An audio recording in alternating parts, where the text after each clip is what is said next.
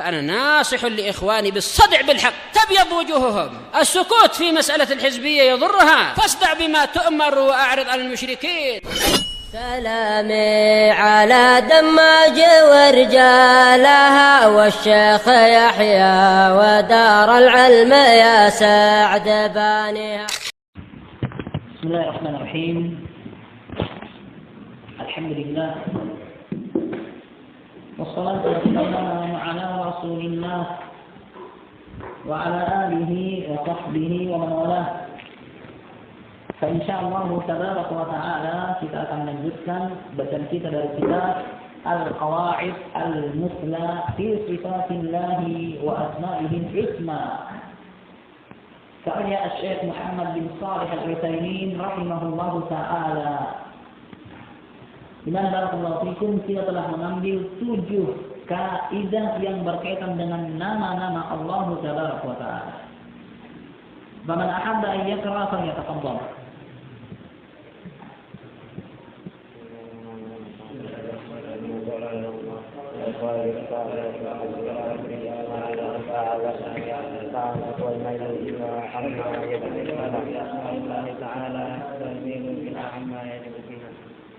Ahsantum barakallahu fikum. Kaidah yang ke-7 menyebutkan bahwa penyimpangan dalam nama-nama Allah itu adalah berpaling dari apa yang wajib padanya. Beliau menyebutkan ada 4 jenis. Apa yang pertama, Mus'ab?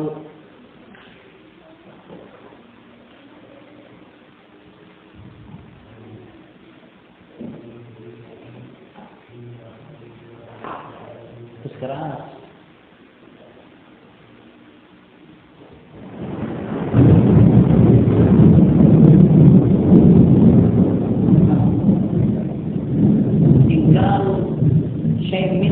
mengingkari sebagian darinya, seperti yang dilakukan oleh kaum musyrikun.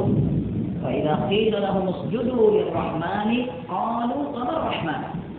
Apabila dikatakan kepada mereka sujudlah kepada Ar-Rahman, mereka mengatakan apa itu Ar-Rahman? Mereka tidak mengakui itu sebagai nama Allah Subhanahu wa taala. Atau mengingkari apa yang dikandung dari nama tersebut, seperti yang dilakukan oleh Jahmiyah, Mu'tazilah. Ahsan. Alhamdulillah yang kedua.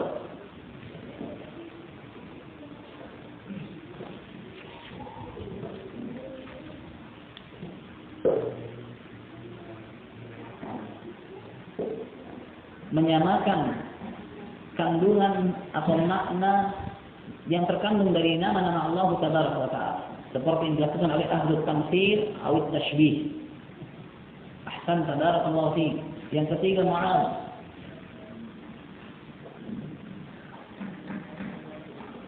Angkat kepalamu. Menamai Allah dengan sesuatu yang Allah tidak namai dirinya, seperti yang dilakukan oleh Nasrani, Tuhan Bapa. Ahsanta. Yang keempat, Fatih. Mengambil sebagian dari nama Allah lalu dijadikan sebagai nama untuk berhala. Afara'aytumul Lata wal Uzza wa Manata tsalitsatal ukhra. Ahsantum barakallahu fikum. Qala rahimahullah al-fasl ats-tsani. Pasal yang kedua. Qawaidu fi sifatillah ta'ala. Kaidah-kaidah yang berkaitan dengan sifat-sifat Allah. 7 kaidah berkaitan dengan nama-nama Allah. Sekarang barakallahu fikum beliau akan sebutkan 7 kaidah yang berkaitan dengan sifat-sifat Allah.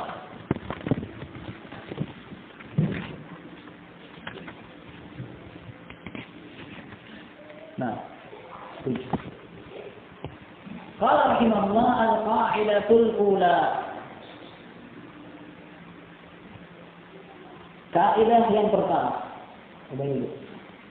Kemudian dulu. Sifatullah ta'ala kulluha sifatu kamalin. Sifat-sifat Allah semuanya adalah sifat sempurna.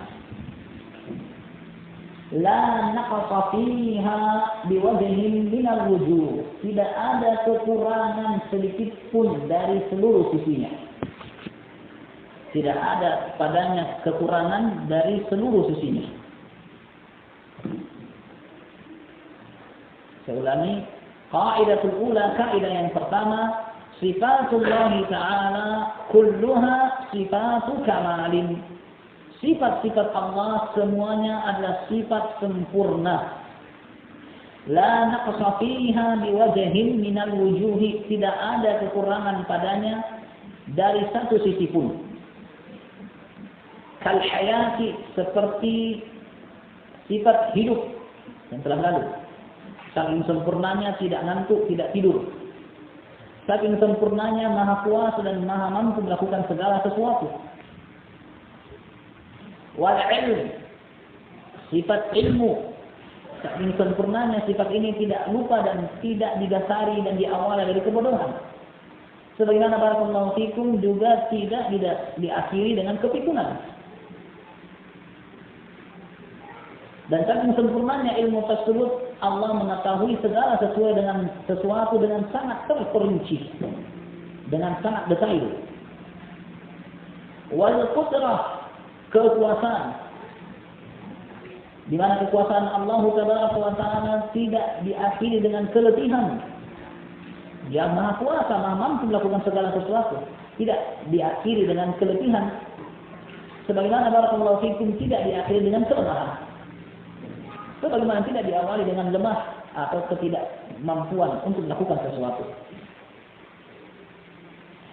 Was-sam'u, sifat mendengar, wal basaru, melihat, wal rahmatu, rahmat, wal izzah, kemuliaan, wal hikmah, wal ulu, tinggi, wal awamah, keagungan, wa ghairi dalika, dan selain dari hal itu. Wa qad dalla ala hadha as-sam'u wal aqlu wal fitratu. Dan hal ini telah ditunjukkan oleh as-sam'. Apa itu as-sam'?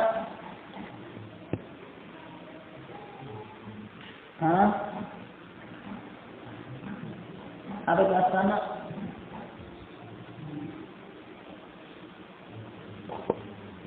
Telah lalu kita sebutkan istilah ini.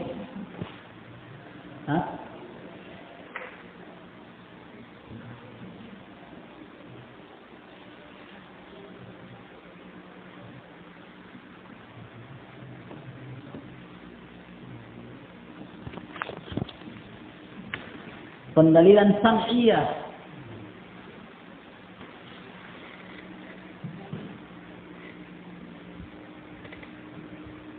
Aba Ja'far, Aba Rayyan.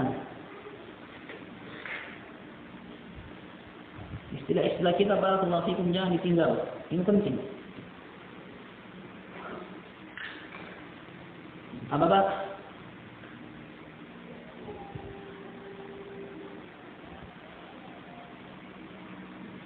Aba Utsman,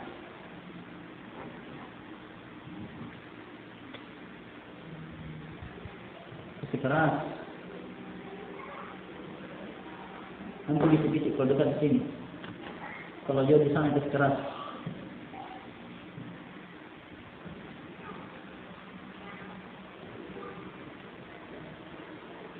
Qad dalla ala hadha as-sam'u. Hal ini telah ditunjukkan oleh sam', yaitu sesuatu yang didengar, pendalilan yang didengar berupa nafs Al-Quran, Sunnah. Sudah sebutkan, beliau sebutkan lagi. Dalalatus sam'iyah, pendalilan sam'iyah, yaitu sesuatu yang didengar, maksudnya adalah Al-Quran dan Sunnah. Wal aql, pendalilan secara logika, akal. Wal fitrah, dan juga pendalilan secara tabiat, fitrah seseorang.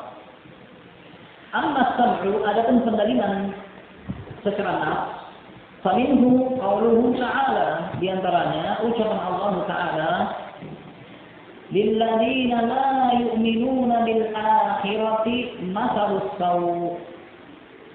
Bagi orang-orang yang tidak beriman terhadap akhirat adalah perumpamaan, yaitu sifat yang jelek. Siapapun yang tidak beriman terhadap negeri akhirat, maka baginya hanyalah sifat yang buruk. Nabi alaihi salatu wasallam mengatakan, "Laisa lana mathalus saw", tidak pantas bagi kita, yaitu sebagai muslim, bersifat dengan sifat yang buruk. Al-aidu fi hibatihi kal kalbu ya'udu fi qai'ihi. Orang yang mengambil kembali pemberiannya bagaikan anjing yang menenang kembali muntahnya. Nabi mengucapkan dalam awal hadis, "Laisa lana mathalus saw", tidak pantas bagi kita ya, sebagai muslim bersifat dengan sifat yang buruk. Nah, walillahi al-mathalul a'la, dan hanya bagi Allah al-mathalul a'la, ay al-wasful a'la. Al-mathal ay al-wasf, sifat yang tertinggi. Apabila ada sifat yang baik, maka Allah yang lebih baik. Nah, wa huwa al-azizul hakim, dan Allah adalah zat yang maha perkasa, lagi maha bijaksana. Wal mathalul a'la huwa al-wasful a'la, dan al-mathal al-a'la yaitu sifat al-a'la yang tertinggi.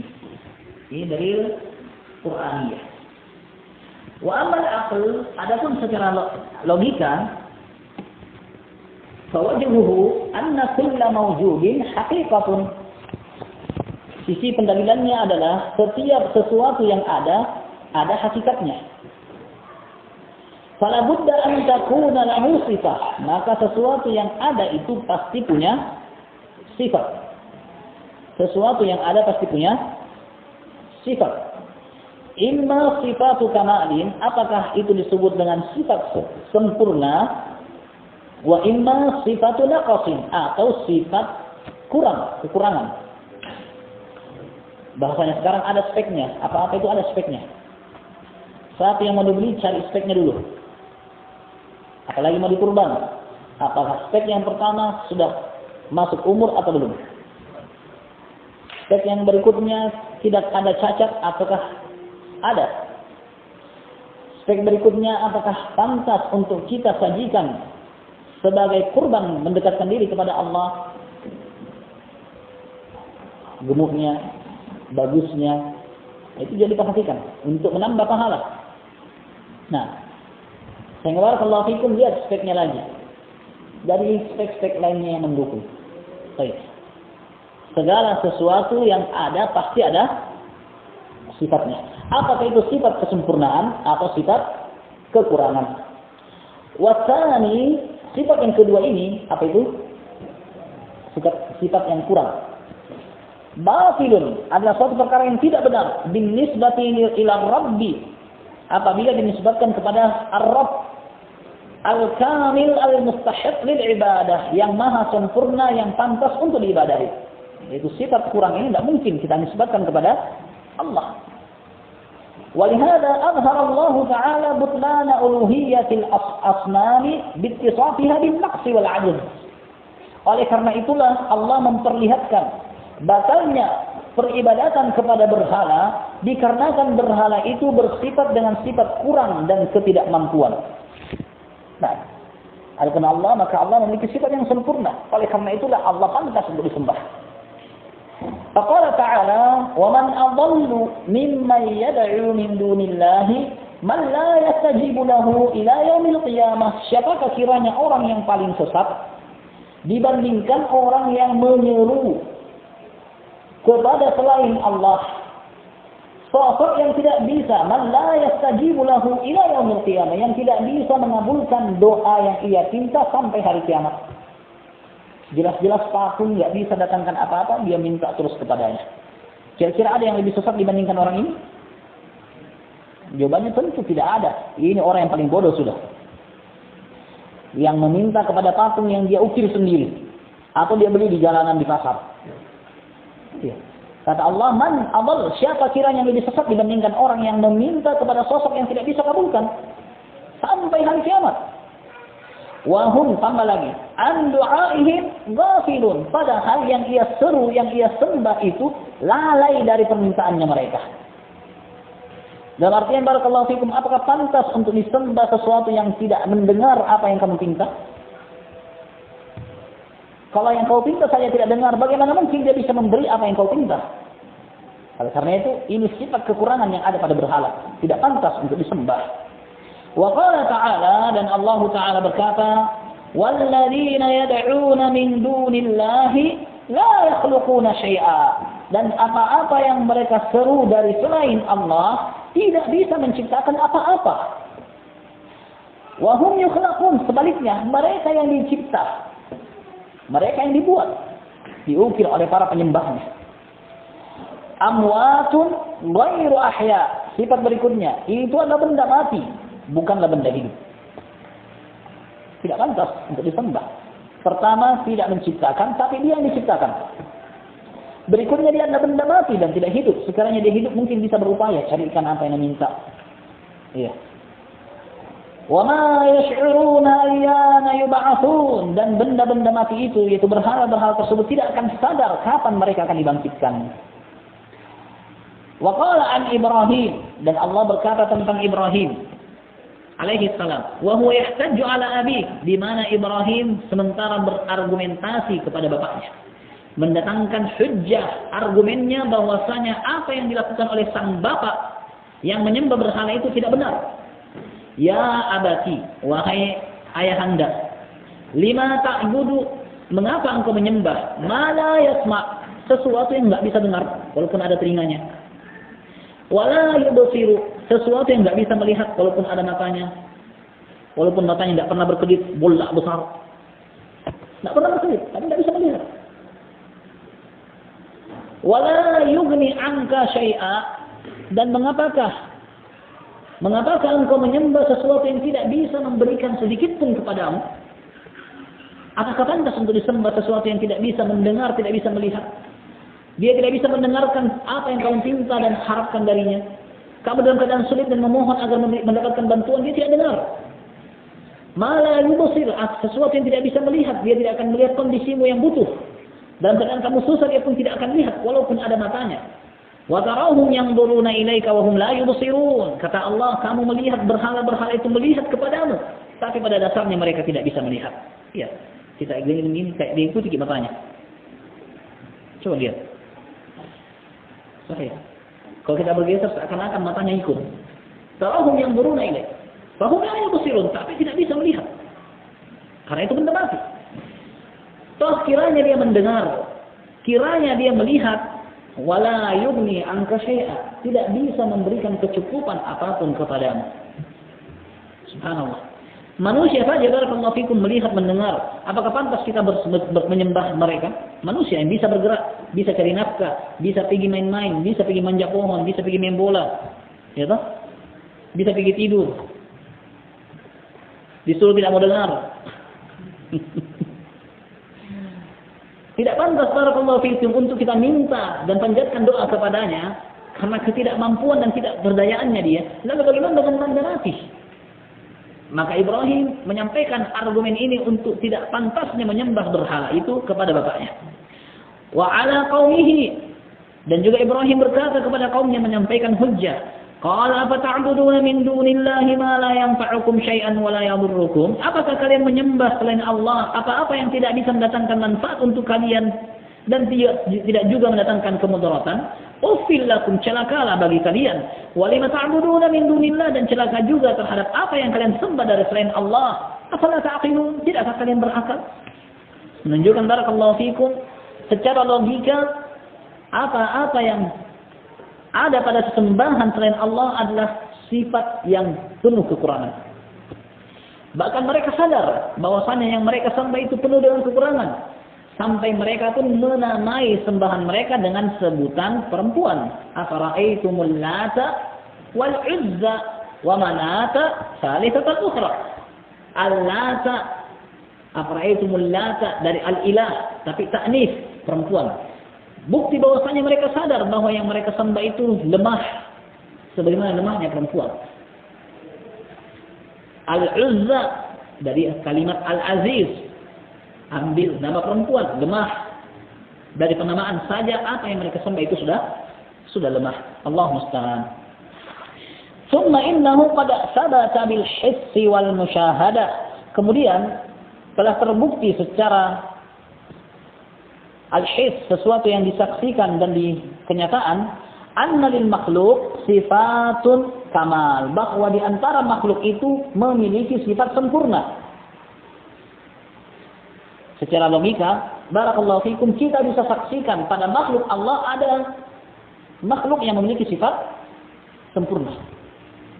Nah, seperti barakallahu fikum pemandangan perfect, beautiful, sempurna, cantik. Iya.